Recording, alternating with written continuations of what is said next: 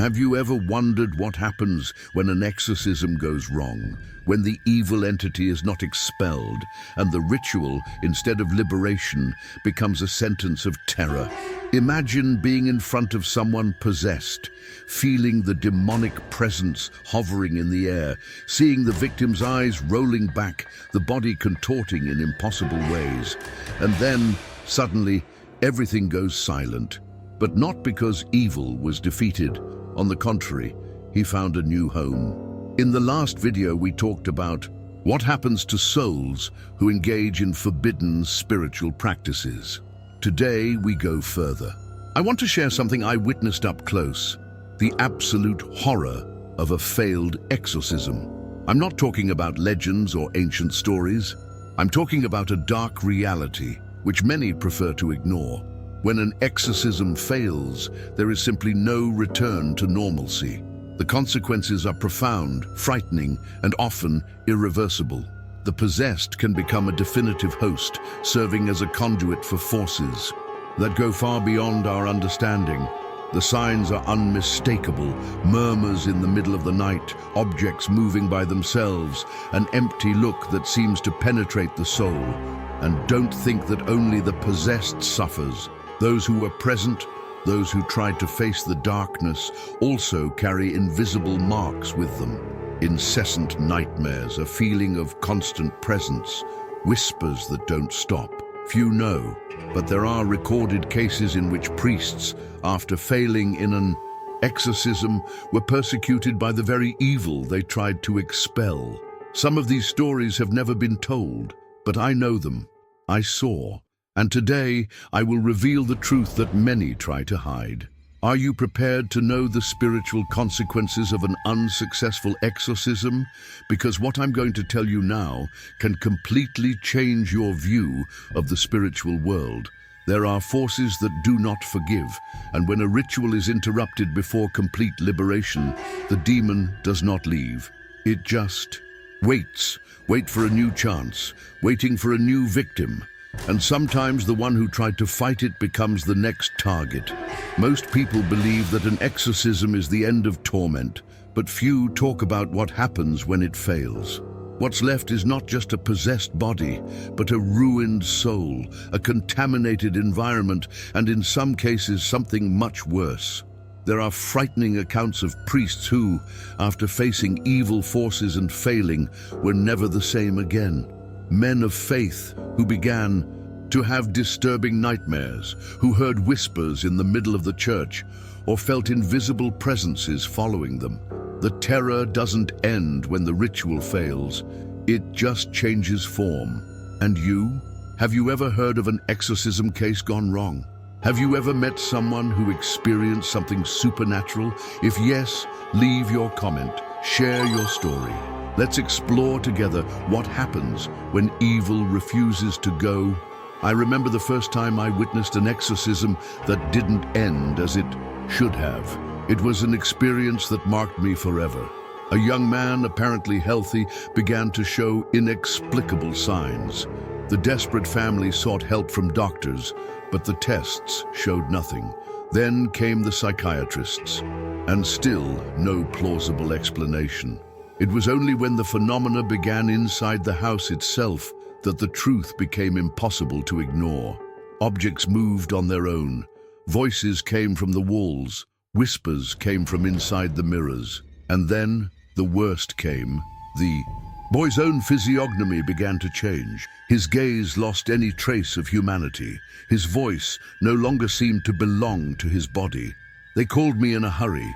I had participated in exorcisms before, but something about this presence was different. The environment was dense, heavy, as if the air itself refused to circulate. As soon as I entered the room, I felt something watching me.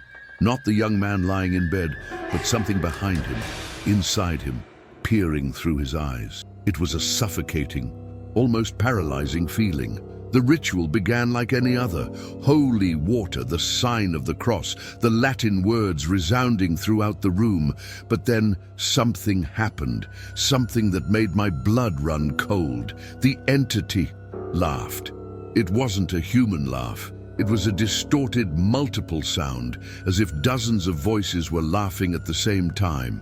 At that moment, I understood that we were facing something much stronger than we imagined. The young man, who until then had been motionless, began to twitch. His wrists were tied, but even so, the entire bed shook violently. And then he spoke. But it wasn't just a line, it was a revelation. He called each person present by name. He said things that no one could know, secrets, hidden sins. The devil inside him wanted to weaken us, and in a way, he succeeded. One of the assistants, overcome by terror, backed away. The possessed man's gaze fixed on him, like a predator about to attack its prey. "You are afraid," said the supernatural voice. Drawn out, distorted, and it was true. The fear was there, permeated in the environment, making everything more difficult. The problem with a failed exorcism is not just the failure to free the victim. That's what's left after. The energy that remains in place, the traces of evil that spread. What few know is that when an exorcism fails, the entity does not simply disappear. It can remain in the victim, becoming even more aggressive, but it can also transfer. Yes, she can find another body, someone vulnerable, someone whose faith is shaken, and at that moment no one there was completely protected. The temperature in the room dropped sharply. The wind rustled the curtains, even though the windows were closed. The candle next to the bed went out on its own. Something was wrong, very wrong. The entity was resisting, but not only that, it was testing us. The young man began to mutter in an unknown language, meaningless words, but loaded with something dark. We didn't know if it was an invocation or a curse. And then, out of nowhere, he stopped. His body relaxed, his breathing slowed. Silence took over the room. For a moment we thought we had made it, but it was a terrible mistake. Before I could react, he opened his eyes in an unnatural way without blinking. His face was still, but a warped smile formed on his lips. And then, in a voice that seemed to come from every corner of the room at once, he said, "Do you think you won?" Desperation took over the environment. The demon was still there, stronger than before, more furious. And it was at that moment that I understood the most frightening truth about exorcisms. The true horror is not in what we see, but in what we cannot expel. The room remained immersed in an agonizing silence, a heavy, almost palpable silence. The possessed young man remained lying in bed, but there was something different about him. The way his eyes were open without blinking, without showing any trace of humanity, was something that gave me goosebumps. That voice, cold and distorted, still echoed inside my mind. "Do you think you won?" I knew not. Everyone there knew better. The ritual should have worked. We had followed every step correctly. Every prayer was spoken without error, and yet something had gone terribly wrong. The demon not only resisted, but seemed to have strengthened itself. This was unusual, but not impossible. I had already read about similar cases, about entities that feed on the fear of those present, who grow stronger when they perceive hesitation. And at that moment, there was no denying it. Fear dominated the environment. The unlit candle, the intense cold, the smell of sulfur that seemed to permeate the air. All these signs indicated that something bigger was happening. The exorcism not only failed, he was interrupted, and that was even more dangerous. Once an exorcism begins, it needs to be completed. There is no room for doubts, for pauses, for hesitations. But there we were, paralyzed, while that evil presence remained inside the young man, watching us, reveling in our uncertainty. Time seemed to have stopped. Then, without warning, the young man's body moved in an unnatural way. He got up from the bed with absurd ease, as if he had no weight at all. His empty eyes stared straight at me. That was when the entity spoke again, this time with a whispering voice full of suffocating malice. "Father Thomas, have you ever tasted failure before?" Those words pierced my soul. He knew my name. I knew what I was feeling. But what made me even more uneasy was the tone of amusement in his voice. The devil was playing with us. He knew we had failed, and now he wanted us to accept this failure. It was then that the unexpected happened. The bedroom doors closed on their own with a deafening bang. The closest assistant tried to open it, but it was useless. Locked, panic began to spread. The possessed young man remained motionless, but something about him seemed to change every second. His skin was becoming paler, almost grayish. His lips, once dry and cracked, were now completely black. And then, without moving our lips, we heard his voice inside the room, reverberating in our minds. "You guys should never have started this. Now I am no longer alone." It was like a blow to our spirit. Wasn't he alone anymore? What did he mean by that? Before we could even process those words, the crucifixes we were carrying began to heat up in our hands. The burning sensation was so intense that one of the assistants dropped his item to the floor. He screamed, putting his hands over his mouth as if something had hurt him from the inside out. Then the young man began to squirm again, but this time it wasn't a normal reaction. His bones seemed to move beneath his skin, as if something inside him was trying to escape. Every joint in his body creaked, a dry, grotesque sound that made us hold our breath. Suddenly, he started speaking in a language none of us recognized. It was not Latin, nor Aramaic, nor any ancient language known to us, but the cadence of the words was wrong. Each syllable seemed to scratch the air, bringing a feeling of deep discomfort. Fear was taking over us, and the devil knew it. I closed my eyes for a moment, trying to concentrate. We needed to regain control of the ritual. We needed to finish what we started. But before I could start a new prayer, the young man stopped twitching.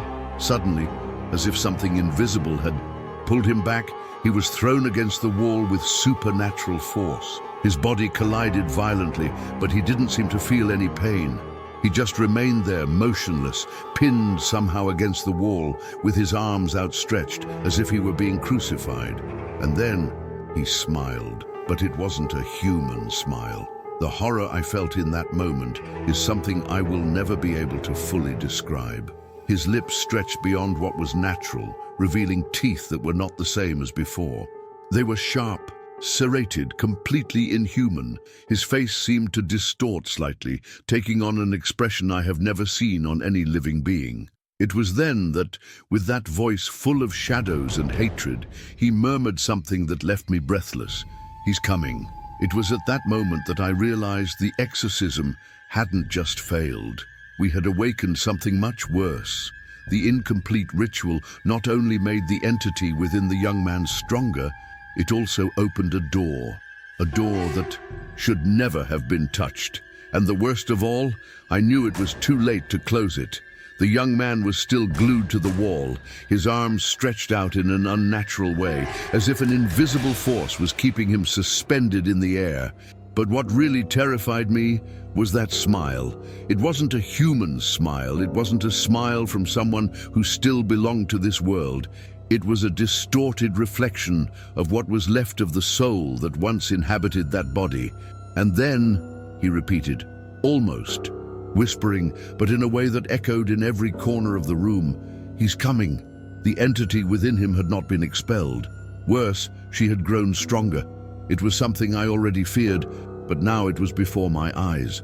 When an exorcism fails, the evil spirit does not simply disappear. It takes root, camouflages itself, infiltrates deeper into the victim. And when that happens, the consequences are terrifying. The young man who had previously shown resistance now seemed completely surrendered to the entity. His eyes, fixed on us, no longer carried any trace of the person he once was. It was like staring into a void, a black hole of pure hatred and torment. His body, once weakened by spiritual battle, now seemed to pulse with a different energy, as if something beyond him was trying to break through the barriers of the physical world. Then, without any warning, he fell to the ground with a sharp impact. The sound resonated throughout the room, and for a moment, silence settled in again. We all stood frozen, waiting for any movement, any sign of what would come next. The exorcism had been interrupted. The demonic presence was still there, but something had changed. He didn't get up immediately. his body contorted, his fingers slowly dragged across the floor, as if he was trying to grab something we couldn't see. It was then that he began to breathe erratically, as if he was suffocating. I approached cautiously, feeling the weight of the atmosphere around me. The smell of sulfur was still strong. The cold still cut my skin like invisible blades. The young man began to mumble something, disjointed words that seemed to come from a distant place, a place where pain and despair were the only realities. His hands were shaking, and his body seemed to oscillate between two states, as if something inside him was still fighting for control. But there was no longer any doubt. The exorcism was not completed, and now the victim was held hostage by an entity that was unwilling to leave. The spiritual marks left on a possessed person after a failed exorcism are terrible. The body may be present, but the soul is no longer the same. The evil spirit, when forced to partially withdraw, does not accept defeat easily. It hides, transforms, finds ways to survive inside the victim. Sometimes it stays silent for days, weeks, or even months. And then, without warning, it manifests its presence in increasingly brutal ways. The symptoms are devastating. The victim begins to feel a constant presence around them, as if they are being watched all the time. Inexplicable sounds become common. Footsteps in the middle of the night, whispers coming from the walls, knocks on doors and windows without anyone being there. But the most terrifying thing is when the entity starts speaking again, through the victim's own mouth, without the victim noticing. Imagine waking up in the middle of the night and realizing that you are mumbling words in an unknown language without remembering having done so. Imagine feeling an icy shiver run down your spine as you pass a mirror and realize that your reflection hasn't moved at the same time as you. Imagine trying to pray and feeling an excruciating pain in your head, as if something is trying to silence your faith. These are some of the most common manifestations that occur when an exorcism is interrupted before it is completed. But there is something even worse. The body may appear normal during the day, but at night, the manifestations intensify. The victim begins to have indescribable nightmares, visions of twisted faces and places that do not exist in this world. She often wakes up covered in scratches and bruises without remembering what happened. In some cases, her eyes momentarily change color, or her voice takes on a tone that doesn't belong to her. And as the days pass, the evil spirit begins to test your limits, taking control for short periods of time. At first, it's just seconds, then minutes, until one day the person wakes up and realizes that they wasted hours, perhaps an entire day, without remembering what they did. This is how partial possession sets in. The devil does not take over the body at once. It infiltrates slowly, breaking the victim's resistance little by little until they become just an empty vessel, a host ready to be completely dominated. And when this happens, it is almost impossible to reverse the process. I remember one case in particular, years after this unsuccessful exorcism, in which a woman came to me in desperation. She had witnessed an incomplete exorcism, very similar to what I experienced that night. At first, nothing seemed to have changed, but then strange things started to happen in their house. Shadows moved without explanation, crucifixes fell from the walls, and a voice began to call her by name whenever she was alone. She thought she was going crazy, until one night she woke up outside her own bed, kneeling in front of the mirror, with her eyes glassy, repeating in a low voice, "He's coming." This phrase echoed in me like an omen. When an exorcism fails, the consequences don't just affect the victim. They spread like a plague, like a curse that spreads through time, infecting everyone who was involved in the ritual. Spiritual marks do not disappear. They do not dissipate over time. They stay there, invisible to human eyes, but increasingly stronger, waiting for the right moment to manifest themselves again. I knew that woman was haunted, not just by what she had witnessed, but by what had been left behind. The entity had never gone away. She just waited, watching, testing, feeding on fear and doubt, and the worst was yet to come. I would like to say that it all ended there, that after that terrifying night, after having witnessed the exorcism fail, we were able to resume our lives without consequences. But it would be a lie, because when an exorcism is not completed, the spiritual marks do not just remain on the victim.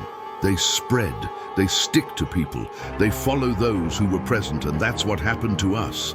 In the following days, something began to change. Little things at first, almost imperceptible, but little by little they became impossible to ignore. I couldn't sleep properly. Every time I closed my eyes, I felt like I was being watched, like something was there in the corner of the room, waiting for me to relax and reveal itself. Shadows seemed to move in places where there had previously been only ordinary darkness. The crucifixes in my house were slightly out of place, as if someone had touched them. But worst of all were the nightmares. At first they were vague, confusing. I dreamed of that room, of the possessed young man, with his lifeless eyes and that distorted smile. But then something changed. Dreams became more vivid. I was no longer just dreaming about the failed exorcism scene. I was there. I could smell the sulfur, the icy temperature against my skin. I saw the young man writhing on the bed, but something was different. I wasn't just an observer, I was stuck there. And then, always at the end of the dream, he would turn to me, look me straight in the eye, and whisper those words that never left my head. "He's coming." I would wake up in a cold sweat, my heart racing, feeling that presence still there, as if something had crossed me from the other side and returned with me to the real world. But I wasn't the only one affected. The helpers who had been at the exorcism began to report similar things. One of them, the one who had recoiled in fear during the ritual, began to develop severe insomnia.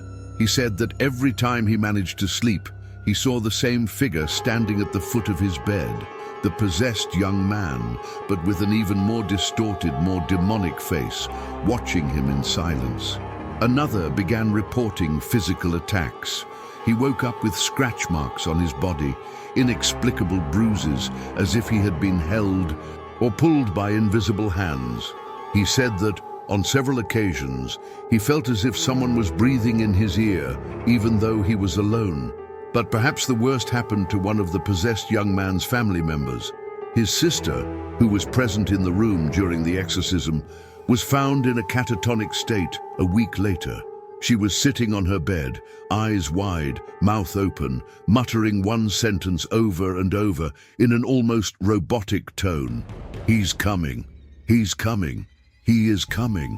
The doctor, who examined her, found no explanation for her condition, no illness, no obvious trauma. But we knew something was left behind, something that shouldn't be there. The desperate family tried everything.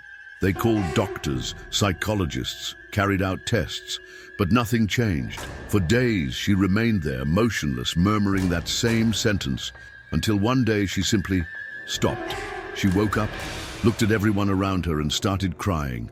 But when we asked what happened, remembered everything, every detail, every whisper, every presence, but he refused to talk about it. Events did not stop. Phenomena began to occur in the family home. Lights flickered without explanation. Doors slammed alone in the middle of the night. The phone rang, but when they answered, there was only a deep silence, followed by a low noise like distant breathing.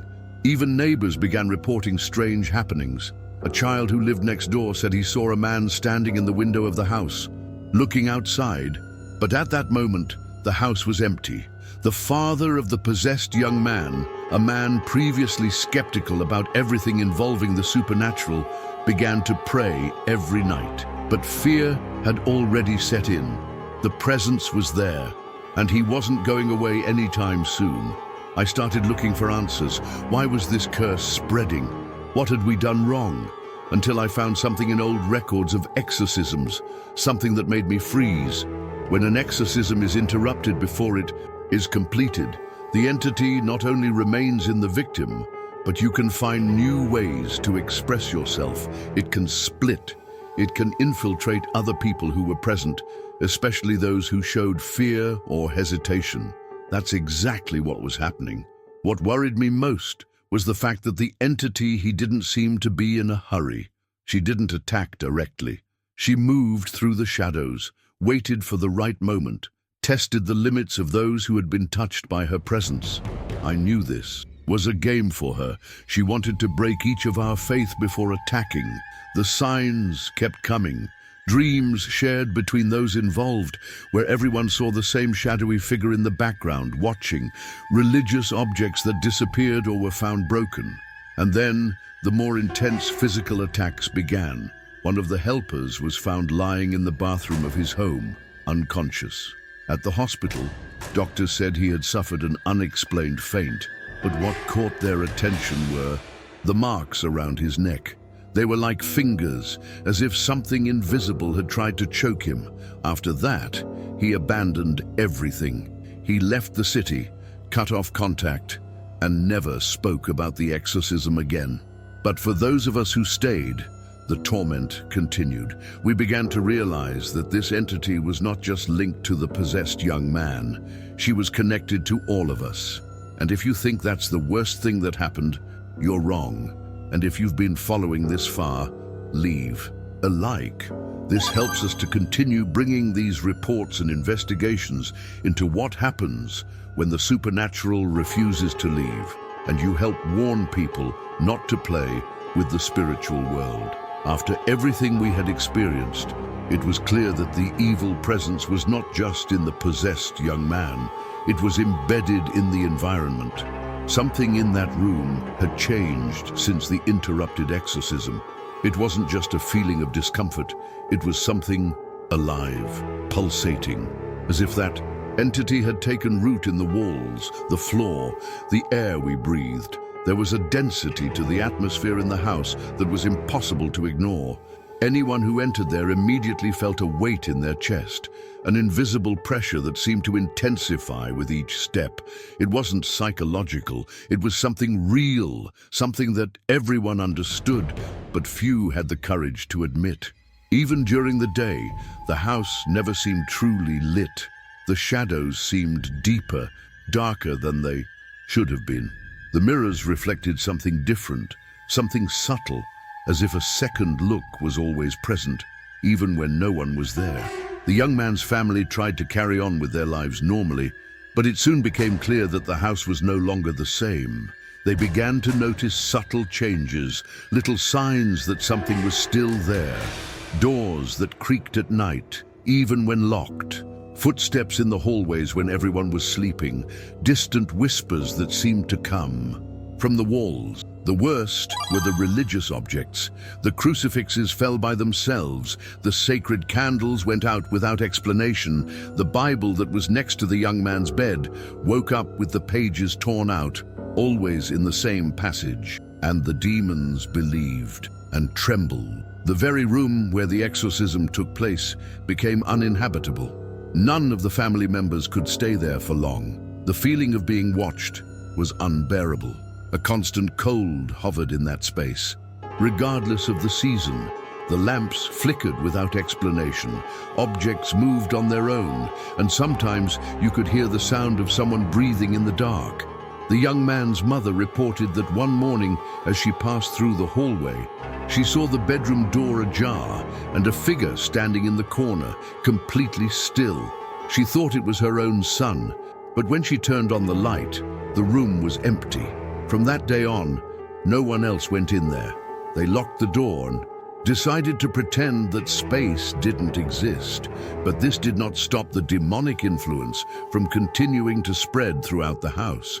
What few people understand is that when an exorcism fails, the entity can take root in the environment itself. There are places that carry the energy of past events, and when it comes to a demonic presence, this energy can last for years, even decades. Ancient churches, abandoned sanatoriums, houses where rituals were performed, these places become hotspots of intense paranormal activity, and the young man's home was quickly becoming one of them. The explanation for this lies in the way demons interact with the physical world. They need anchors, connection points that keep them rooted here. Sometimes that anchor is the possessed person themselves.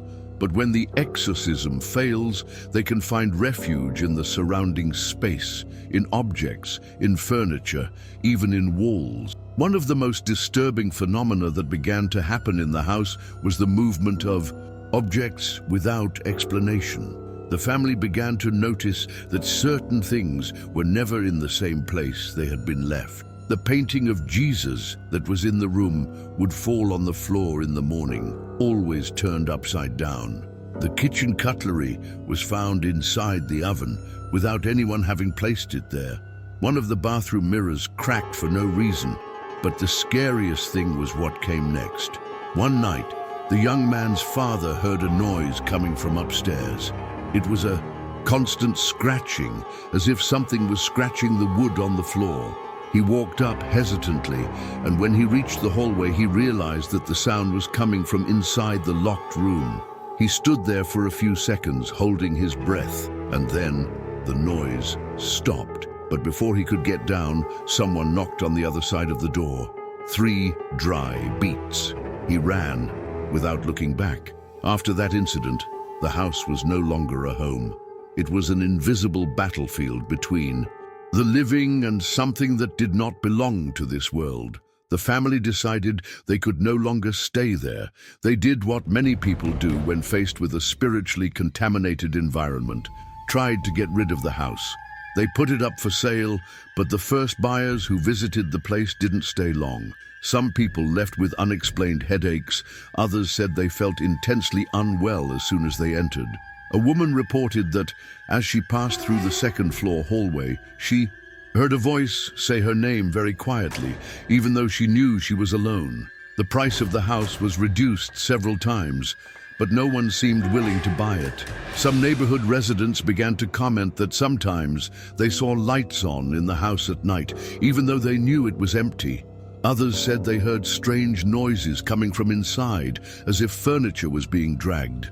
But perhaps the most terrifying report came from a man who was walking down the street one night and saw someone standing at the second-floor window. He said that the figure was completely still, looking out, but what disturbed him most was the smile. A smile that was too big, that didn't seem human. The house ended up being abandoned.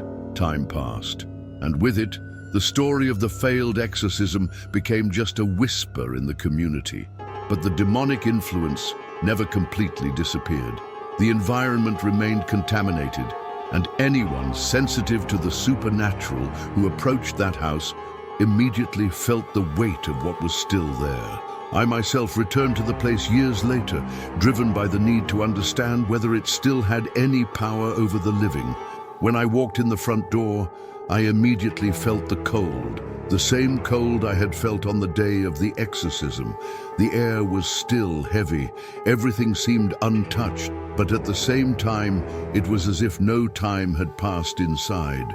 The shadows were still darker than they should have been. And then, when I reached the second-floor hallway, I saw something that made me stop. The bedroom door, which should be locked, it was open. What happens to a place where the demonic presence was never truly expelled? It becomes something more. It becomes a trap, a space where time and evil intertwine, where darkness never completely disappears. And in that moment, standing in front of that open door, I knew that what started in that failed exorcism, the bedroom door was open. I knew this wasn't possible. Before the family left the house, that room had been locked. Reinforced padlock, wood nailed to the frame, everything to ensure that no one entered there again. But now, after so many years, it was wide open, as if it was waiting for me. The cold intensified. A shiver ran down my spine, but I knew I couldn't back down. I needed to understand. I needed to see what was left of that place, where it all began. I took a step forward, feeling the weight of that dense atmosphere around me.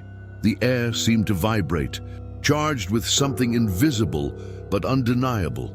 My instinct told me to get out of there immediately, but I had faced this before, or at least he thought there was. It was then that I understood something that few people talk about openly. The true danger of an exorcism is not just in the entity we face, it's within us. Over the years, I have heard many stories of failed exorcists. Some, like me, carry the weight of these failures until the end of their lives. Others didn't survive to tell the story, because when an exorcist is defeated, what's at stake isn't just his life, it's your soul. There is a reason why exorcists are so rigorously prepared before facing demonic possession. Absolute faith, spiritual purity, mental and emotional resistance. Because evil knows where to attack, he knows human weaknesses better than anyone. He observes, studies, whispers where it hurts, and when he finds a chink in the armor of faith, he infiltrates. I remember an older priest once warning me about this. He had participated in dozens of exorcisms, but one in particular left a deep impression on him. The case seemed ordinary at first.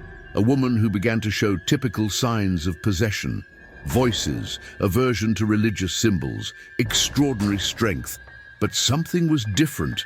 The demon inside her didn't just resist, he seemed to be waiting. The exorcism began, and everything seemed to go according to ritual. But then, in the middle of the session, the woman, who until then had been shouting in unknown languages, simply stopped. His body relaxed, his eyes returned to normal, and for a brief moment, everyone thought it was over. But that's when she smiled. A slow, forced smile that stretched beyond what was natural. She raised her head and looked directly at the priest conducting the ritual, and then said his name, your full name.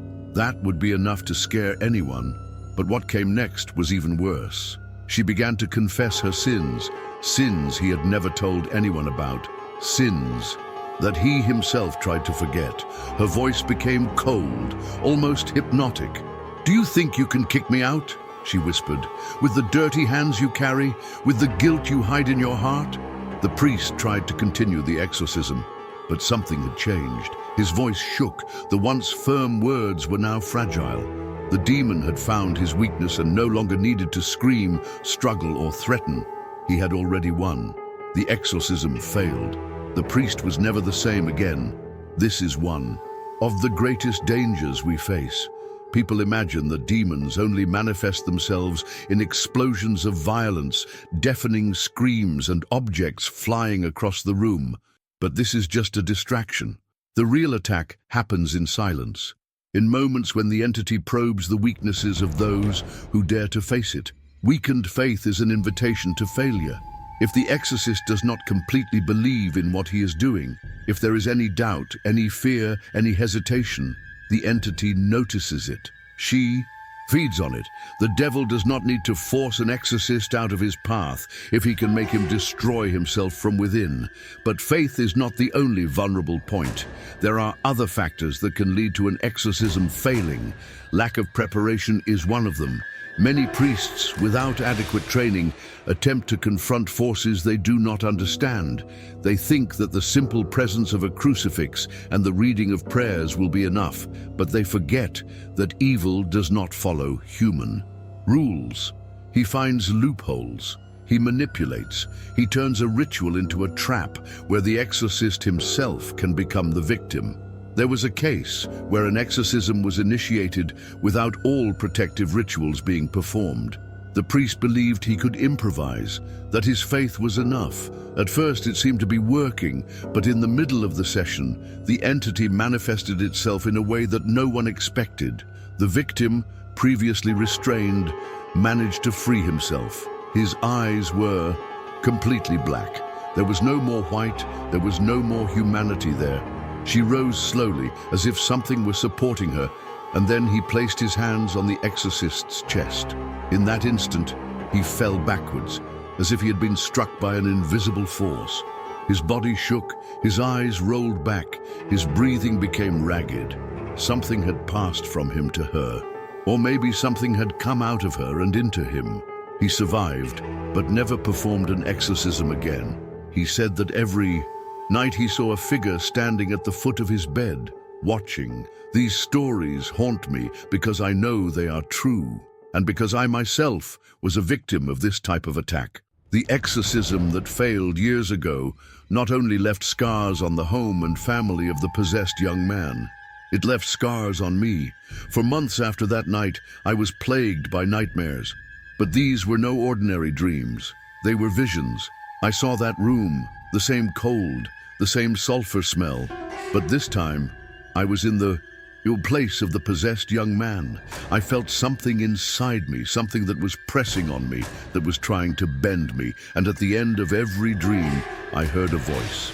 A hoarse, deep, drawling voice whispered in my ear, "You know, you're going to fail again." And this is where the most important question comes in. How do we know if an exorcist has actually been defeated? It's not just when he abandons the priesthood or when he loses his faith. Sometimes an exorcist can continue his life, normally, but carry something inside that he should never have brought back, something that watches you in the darkness, something that accompanies you in silence. And when the moment is right, he discovers, in the worst way possible, that the battle never ended and that the demon never really went away. I would like to say that every exorcist emerges from their battles unscathed, that those who face evil and fail can simply move on. But that's not true. Some, after witnessing what they witnessed, they were never the same again. And for some, the defeat was more than spiritual, it was definitive. The failure of an exorcism is not limited to just the soul of the possessed. It spreads, it corrupts. He destroys those who dared to challenge what cannot be defeated with sacred words and symbols. And when an exorcist realizes that he has failed, when he feels that his prayers were not enough, that his faith was useless in the face of horror, something inside him breaks. Something that can never be rebuilt. I met some of these priests, men who were once light, but who today live in the shadow of what they once believed to be true. Men who faced hell head-on and realized they weren't strong enough. And what happens when a soldier realizes he lost a war he could never lose? He surrenders. I remember one priest in particular, Father Augustus. He was one of the most respected exorcists in the diocese. Dedicated, disciplined, with a faith that seemed unshakable. He was the kind of man who inspired confidence. Nothing seemed capable of shaking his belief until the day something made him doubt. The case that destroyed Padre Augusto began like many others. A 19-year-old girl named Helena started showing strange symptoms. Initially, small memory lapses, then sudden changes in mood, and then something worse. She began speaking languages she had never studied. His devout family knew something was wrong. At first, doctors said it was a psychological disorder. But when Helena was found floating above the bed, her eyes completely black, no one doubted what was happening anymore. It was then that they called Father Augusto. He had dealt with exorcisms before. I knew how to proceed. He prepared himself, fasted, prayed without ceasing, and asked for divine protection. He believed he was ready, but no one can truly be ready for what they would face that night. The exorcism began with traditional prayers. Our Father, Hail Mary, the recitation of Psalm 91. At first, Helena just laughed, a dry, sarcastic laugh as if mocking every word. But then she started talking. "Augusto, do you still remember her?" The priest hesitated. It was his name. The entity called him by name. This wasn't unusual, but what came next was what began to shake his faith. "Do you remember the woman you loved? The woman he abandoned because of this cassock?" Everyone in the room was silent. Nobody knew about it, but the entity knew. Father Augusto did not respond. He continued. The ritual, ignoring the provocation. But Helena, or rather what was inside her, smiled sickly. "She still thinks about you, you know. He still wonders if it was a mistake. Do you want to know where she is now?" The priest closed his eyes. He tried to concentrate, but it was too late. The doubt had already been planted. The demon felt it. He felt the hesitation, the weakness, the humanity within the exorcist, and he attacked. Helena started to scream, an agonizing scream which echoed throughout the room. The lights flickered, the windows rattled, but then she stopped. His breathing slowed. She raised her head and looked directly into the priest's eyes, and then she cried. But it wasn't a demonic cry. It was Helena. "Father, please, help me. He's here. He's inside me. I'm trapped." She trembled, sobbed, looked at him with real despair. It wasn't an act. It was the voice of a trapped girl, fighting for her own soul. Father Augusto held the crucifix tighter. He began to pray, more fervently. But then everything changed. Helena smiled again, but it was an evil smile. Had lied. Before the priest could react, she spat directly in his face. But it wasn't saliva. It was something dark, viscous, that burned his skin like fire. He screamed in pain and fell back. The ritual was interrupted. The exorcism failed. Helena fainted. When he woke up, it was no longer the same. In the following days, something began to happen to Father Augusto. He no longer prayed the same way. He no longer preached with the same passion. Something inside him had gone off, and then one day, he disappeared. He was found months later, living like any other man, without a cassock, without faith, just a tormented man, haunted by something that never left him. When asked why he gave up the church, he simply replied, "I realized that faith is not enough," and he never spoke about it again. But Father Augusto was not the only one. There are records of many other exorcists who abandoned their faith after facing something they were unable to defeat. Men who spent their entire lives believing in the power of God, but who, after a single battle, were destroyed from the inside. What happens when an exorcist realizes that his greatest enemy is not in the possessed, but within himself? What happens when a priest, who has dedicated his life to fighting evil, realizes that perhaps he was never able to win that war? Many of these priests disappear. Some, they isolate themselves, trying to escape something that will never leave them alone. Others make much darker decisions. There are reports of exorcists who, after failing a ritual, they began to hear voices every night. The same voices they heard during the exorcism, the same words whispered in the dark. "I never left." That's why many say an exorcist's greatest burden is not facing hell, it's surviving it. Not everyone can recover after a failed exorcism. Many exorcists lose their way, abandon their faith, or are consumed by forces they should never have faced alone. But what about those who don't give up? Is there a path to redemption for those who failed to face evil? Is there a way to fix a botched exorcism? This is a question that haunts not only the priests who conduct the ritual, but also the victims and their families. Because when an exorcism goes wrong, the consequences don't disappear with time. They grow, spread, wait for the right moment to manifest themselves again. Some of these stories remain alive within the church, told among those who know the horrors of the supernatural. Priests who tried to fight something bigger than themselves, but failed. Possessed who were never completely freed. Houses that could never be lived in again. But there is a way to prevent evil from winning. The church has strict guidelines for failed exorcisms. There are methods that can be used to repair what was left incomplete. But these methods are not easy. It's not just a matter of trying again, of repeating the ritual. Once an exorcism has been interrupted and the demon remains, the entity already knows those involved. She has already felt her weaknesses. She has already found gaps. And worst of all, it has already become stronger. The first step in trying to fix a botched exorcism is recognize the error. Many priests try to hide their failures, thinking they can just move on. But evil does not forget. He's still there, waiting. And the more time passes, the harder it becomes to expel him.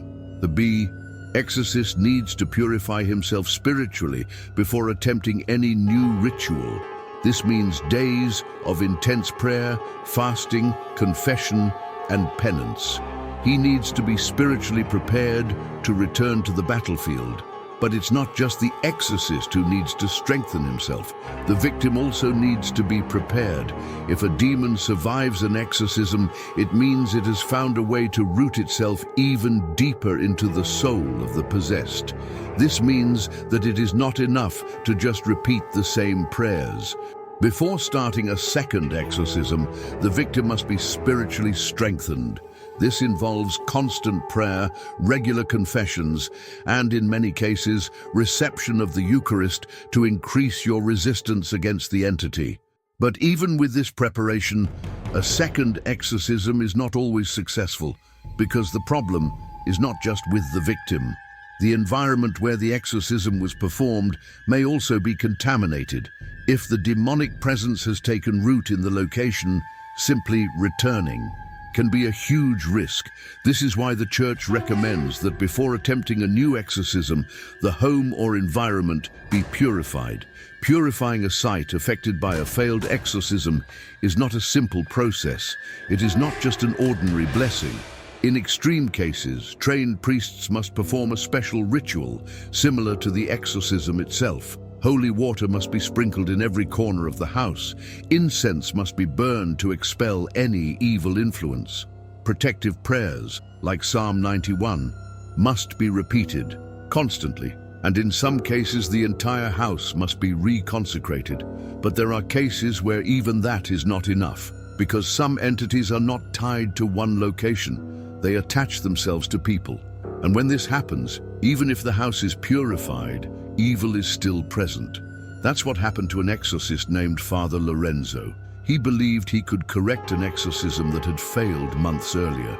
But what he didn't know was that the entity he tried to expel was no longer just in the victim.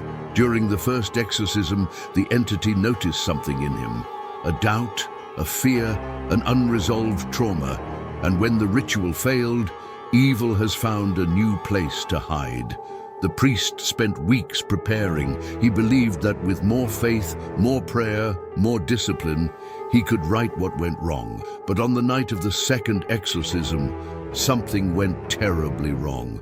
When he began to pray, the victim did not react as expected.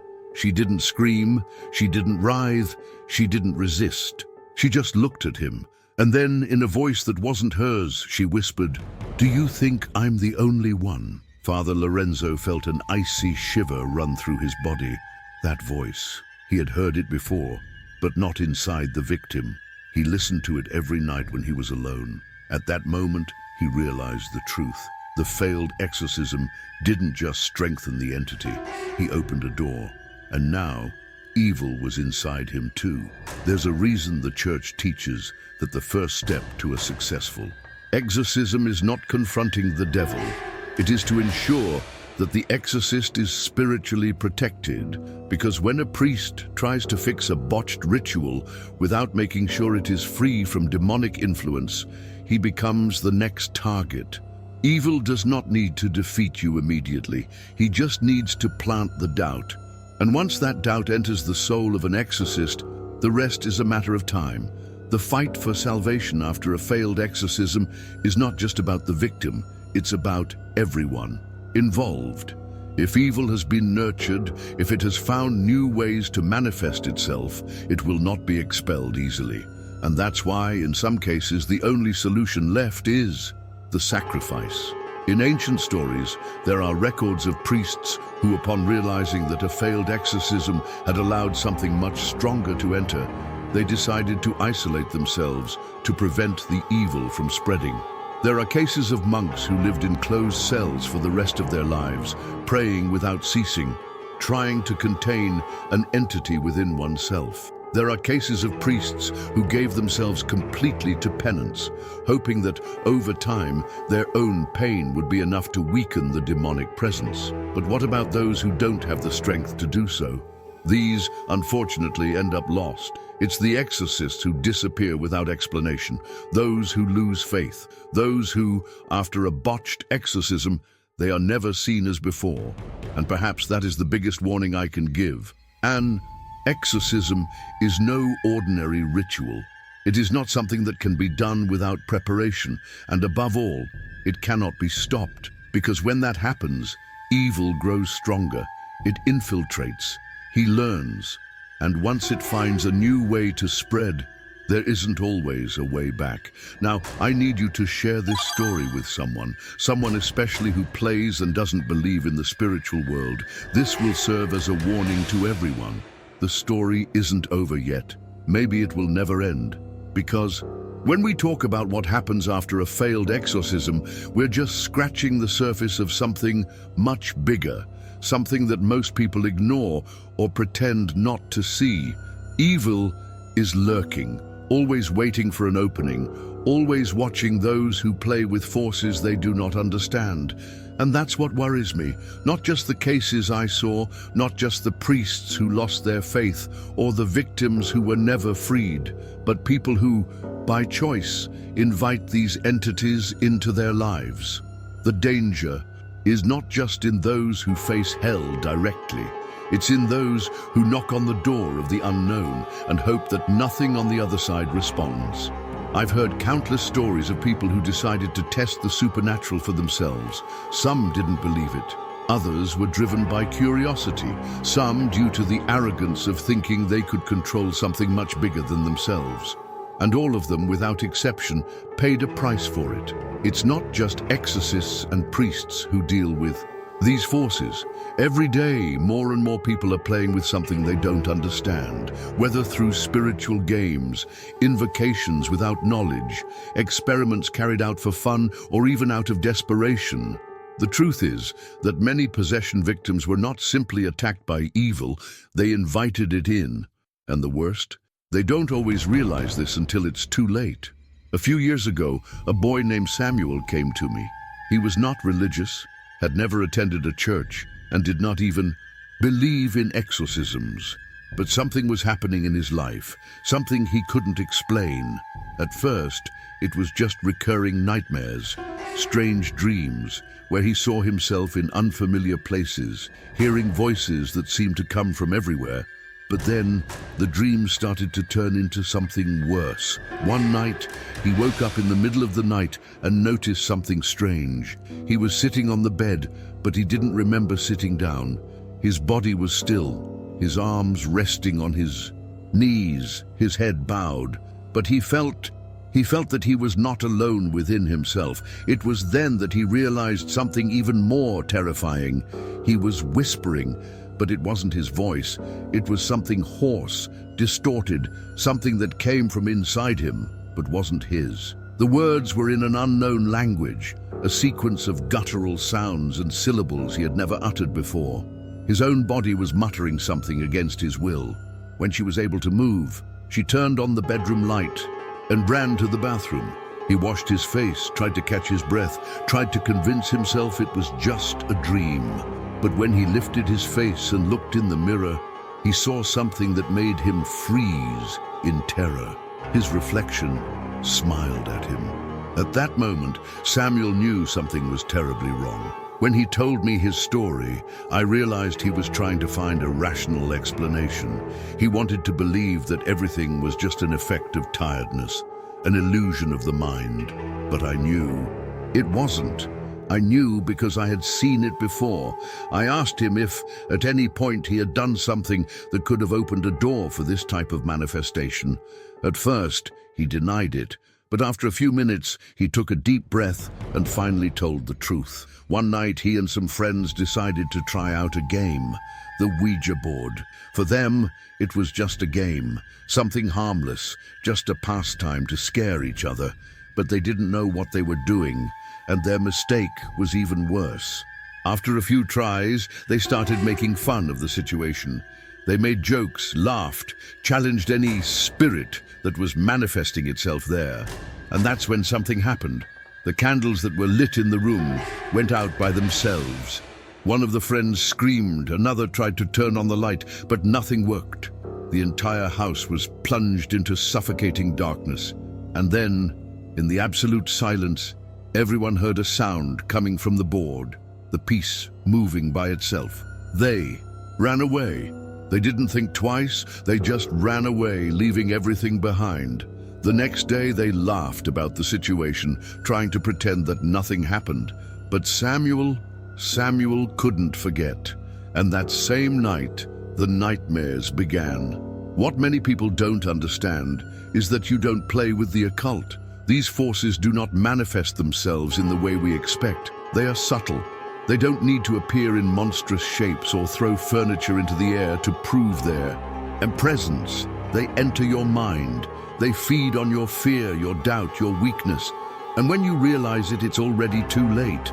Samuel was not an isolated case. There are countless stories of people who started with a simple joke and ended up with something much worse.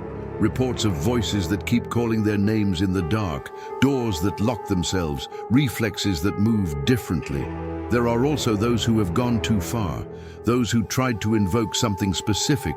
Some use candles, strange symbols drawn on the floor, and recite words they found in old books or on the internet. The problem? They don't always know what they're calling. When someone tries to communicate with the other side without knowledge, they cannot choose who responds. And believe me, what responds is never something good. People often think they can just go back, that they can undo what they did just by ignoring it. But evil doesn't work like that. He doesn't need your permission to stay. Once you invited him, he already found a way to stay. Samuel spent months fighting it. He felt a constant presence, saw figures in the corners of his eyes, heard whispers at the foot of the bed. He tried to pray, but every time he tried, he felt a crushing pressure in his chest, as if something invisible was trying to silence him. He sought help, but the truth is that some doors, once opened, can never be completely closed. And that is the message I leave here. Don't play with what you don't understand. It doesn't matter how skeptical you are, how strong your mind seems. Evil doesn't need you to believe in it to exist. What has been told so far is just a fraction of what really happens when someone approaches the unknown without preparation. The unsuccessful exorcisms, the entities that refuse to leave, the demons that find gaps to gain strength, all of this is real. And worse, all of this leaves marks that don't disappear over time. Evil does not forget, does not forgive, and does not abandon those who challenged its existence. But there is something that few people know, something that goes beyond the possession of a common victim, beyond the contamination of an environment. What happens when the target of evil is not just an innocent, but a priest? People believe that priests are protected, that their faith keeps them immune to evil attacks. But what happens when the exorcist himself becomes the prey? When a priest who dedicated his life to fighting darkness finds himself marked by something that should never have touched his soul, and when there is no longer any escape? I've seen this happen. I have seen priests who, after facing something they could not overcome, began to carry with them a shadow that never left them.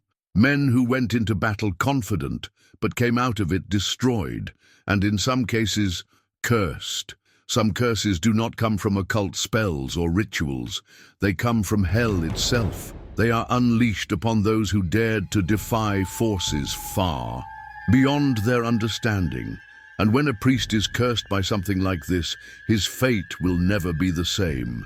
There are ancient records of priests who disappeared without explanation after a failed exorcism. Priests who, after expelling an entity from a possessed body, began to show signs that something was following them. Hearing voices in the dark, feeling invisible presences watching your steps, seeing figures move around without anyone else being able to notice. And in some cases, something much worse. I remember a case that happened many years ago. The priest in charge was a man of unshakable faith. He had already participated in dozens of exorcisms and never hesitated in the face of the forces he faced. But there was a ritual that changed him forever. It all started with a woman who had been the victim of a dark cult. She wasn't just possessed. It had been given over to something much greater, something that not only took over his body but claimed his soul. The exorcism was brutal. Unlike anything he had ever witnessed, the entity within her not only resisted prayers, she spoke as if she already knew exactly how it would all end. And in the end, something went wrong. The woman fell unconscious, The environment remained in absolute silence. For a moment, the priest thought he had won, but then she opened her eyes and said something he would never forget. "Now you are mine." No one understood the meaning of those words, but in the following months, the priest began to change. At first, it was just tiredness. Then came insomnia, constant nightmares. Then the visions began. Shadow in the corners of the room, a voice whispering your name. He tried to ignore it. He tried to pray. But every night, he woke up at 3 a.m. in a cold sweat, feeling like someone was standing next to his bed. And then one day, he disappeared. The church never revealed what happened. Some say he retired to a monastery and lived in complete isolation until his final days. Others say he lost faith and ran away, trying to escape something that was chasing him. But there are those who believe in something much worse. And that's not the only story. There are priests who reported feeling that something accompanied them after facing more powerful entities. Some of these presences only manifested in dreams, while others became something much more real. Objects moving around their homes, the smell of sulfur appearing without explanation, voices calling their names in empty churches. And there are those who say that certain curses cannot be broken. Have you ever wondered what happens when a priest becomes the real possessed? Because this is a story that still needs to be told. If you've made it this far, I want to tell you something. It wasn't by chance. There are battles that happen in the invisible, forces that act without us noticing. But faith protects us, and I want, at this moment, to bless you and your home, so that no evil has power over your life. May all darkness that tries to approach be dispelled by light. May your mind and heart always be guarded, and may no evil influence have space around you. May wherever you go, divine protection be with you. Now subscribe to the channel to continue following this journey. Trust me, you don't want to miss what comes next. If you've watched this far, I want you to leave it in the comments. The light always wins.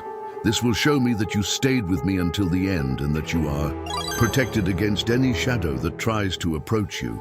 Leave your like to strengthen this message and help this knowledge reach more people. And if you want to understand even more about the mysteries surrounding the occult, click on the next video that is appearing on the screen now. You need to hear what comes next. I remember it like it was yesterday.